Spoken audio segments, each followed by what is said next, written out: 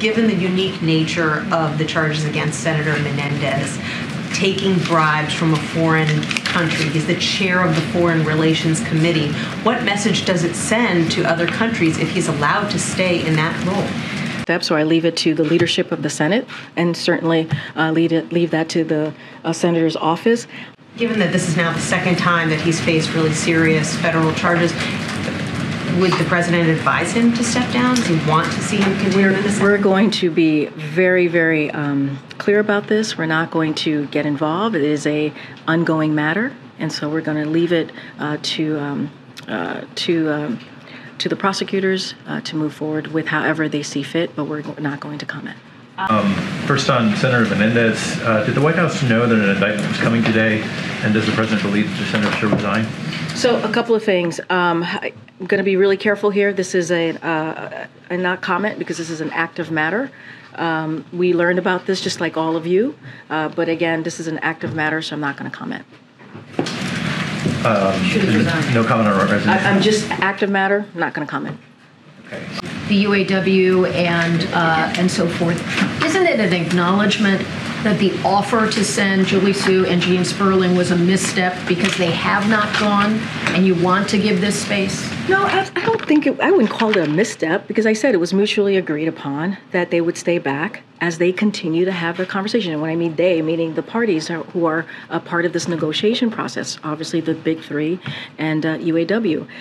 And so wouldn't call it a misstep at all. I mean, again, it was a mutually agreed that it would be most productive for Gene and Julie to stay back and do the meetings and from Washington D.C. You know, we appreciated that again, mutually agreed. And so, if there's travel that needs to happen, we'll certainly assess that when the time comes. But what is the most important thing here? What is the most important thing is that all parties continue to have this conversation and to continue to negotiate, and that's, I think, what is the most important part of this. On the UAW, the initial plan was the president was going to send Julie Su and Gene Sperling to Detroit.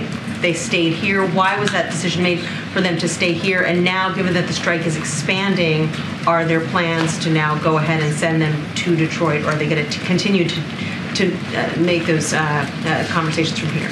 So there was a mutually agreed decision that was made this week that was believed to be the most productive way to move forward was for Gene and Julie to stay back and to help from Washington in the best way possible. That was UAW strike. The UAW has invited President Biden to the picket line. I'm wondering if he has any plans to go, and also the strike is expanding to 20 states.